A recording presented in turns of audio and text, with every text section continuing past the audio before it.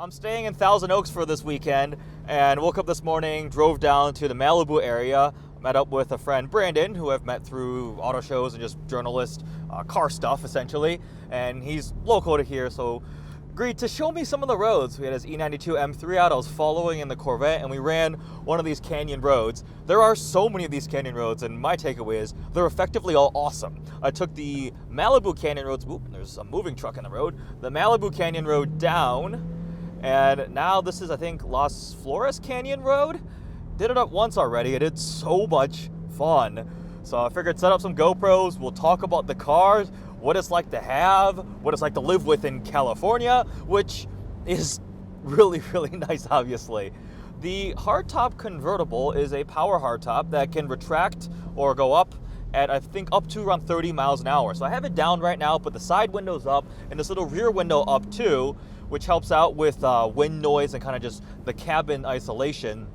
This is a fairly well optioned up Z51 3LZ, or 3LT. 3LZ will be for the Z06, I believe. So what's the top tier package? It's got the Z51 package too, which helps handling. It's got better brakes, a tiny bit more power. Remember, this is the base entry-level C8 Corvette. It's the Stingray, right? There will be higher tier versions, and it's so good for being the quote-unquote base car. It has a 6.2 liter V8. It's effectively the LT1, just redone to fit in a mid-engine layout, nicknamed the LT2. Just under 500 horsepower. Actually, when it first came out, I was like, really? Why couldn't you just make it 500 even? Get it into the 500 horsepower club. Obviously, mid-engine, it has a 8-speed dual clutch transmission developed with Tremec specifically for this vehicle application. Rear-wheel drive only, and it's just so good. It does everything really well. We have magnetic ride dampers, which when you set them in the softest setting, it's comfortable. You can firm it up, and I experienced that on track. Right now, I set the configurable Z mode with like everything pretty sporty. Performance traction management is in a relatively safe, I guess, mode, pretty intrusive, just because again, this is a Chevy press car that's almost $100,000, and I'm not on a racetrack. But anyways, I have dampers actually set in the soft mode, but going up these roads, it's got the power. I'm just holding second gear. It's comfortable. Visibility is great. It sounds pretty good. It's got good power. Not quite like supercar levels of power, but what the C8 Stingray is able to do with the power it has is really impressive. 0 to 60 is under 3 seconds with launch control in these things, which is impressive. My biggest complaint, really the only complaint I can possibly voice for this car, is the engine's not the most charismatic.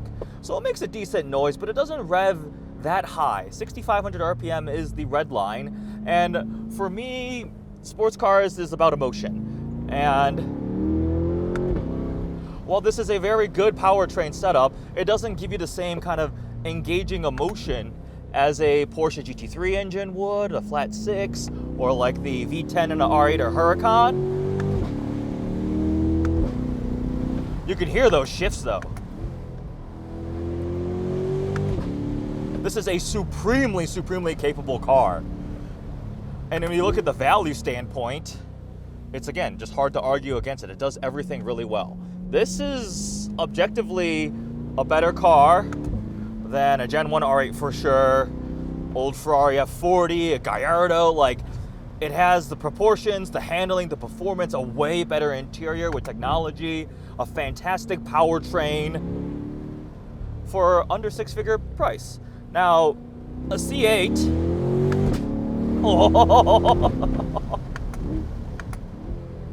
starts at just under $60,000, which is impossible to find because that has nothing on it. This is a very well optioned C8 Convertible with a sticker price just under $100,000. And the problem is, as most people know, you can't find a C8 at MSRP, or it's very challenging.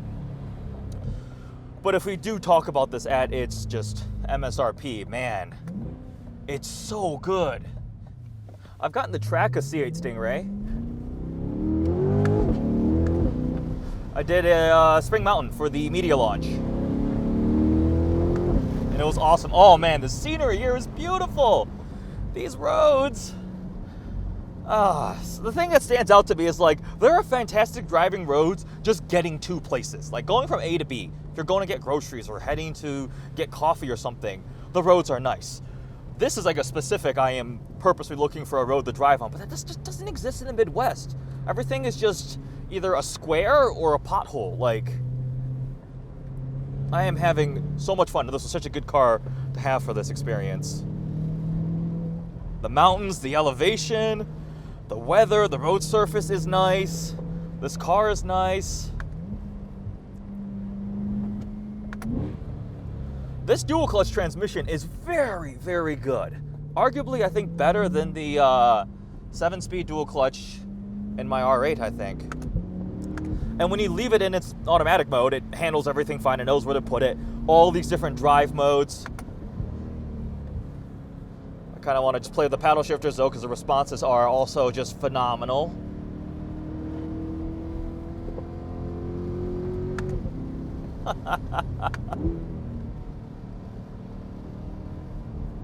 This thing grips, puts the power down really well.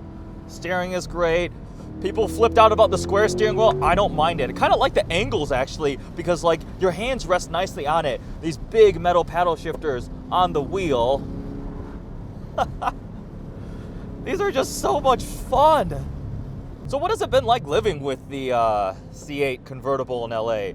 In traffic, it's fine. You just put it in automatic mode. Again, mag ride dampers mean this rides really well. It's got all the tech and luxury features you'd want in a sports car. Blind spot warning, front camera, backup camera, digital rear view mirror, which, it seems that if you put the top down, the digital rear view mirror goes away. It goes to a normal mirror glass because I think the camera is somewhere on that roof mechanism, which is fine.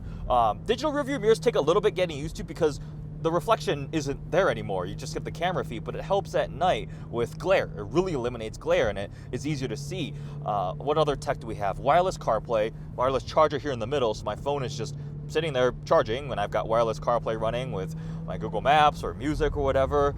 Fit and finish is also quite nice on these C8s. This tire center console here is all very nicely stitched leather. Now this is like the top tier trim, but the material quality and everything that I've experienced in the C8s is phenomenal. We have the Great Wall of Corvette, all the buttons, heated and cooled seats that divides your driver and passenger side. Decent amount of storage. It's not phenomenal on the inside the cabin, but we do have a front trunk and a rear trunk. The shape of them isn't super conducive to putting like big bags in there, but I was able to fit everything I brought out for this trip. I'll show that later with the vlog camera of how much my suitcases and everything fit in there with Pelican cases.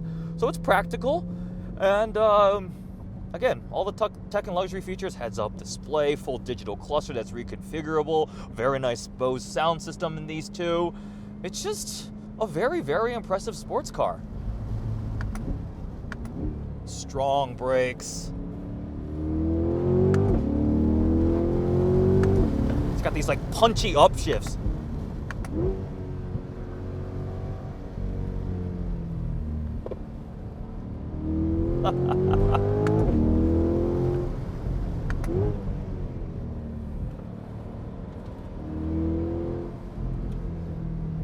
Honestly, this is just it just does everything so well. It's almost infuriating because you can no longer justify like a used Ferrari, Lamborghini, and R8. Other than prestige and just overall a little maybe more exotic, like this is a Stingray. Now again, 96 grand is not cheap. And I'm waiting for the Z06. This just made me reaffirm how much I'm excited about the Z06. I got a ride in 2 pre-production Z06s, and the engine on those alone is gonna sell me because I'm a sucker for naturally aspirated high revving engines. But just the interior tech,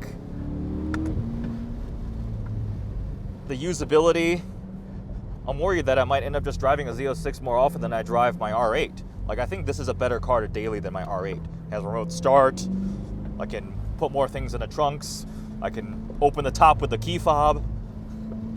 and you can just do this. I'm having every bit as much fun on this road as I would with my R8, I think. The R8 would sound better, but man. The only thing missing is like a manual transmission, right? Purists were harping on about it. Oh my God, it can't be a Corvette without a manual transmission. This dual clutch is really, really good.